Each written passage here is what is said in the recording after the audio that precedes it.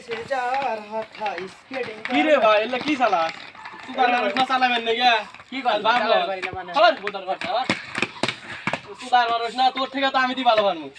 আসেন আসেন আপনি চালান দে খোল আপনি চালান আপনার 25 টাকা লাগবে তুই কার বাল চালাই দেখ আমি চালাই দে হ্যাঁ দে চালান দেই কিরম পারে নান ভাই ভাই চালান আরে বড় ইলে কে ভারী না আমি ধর ছাড় দে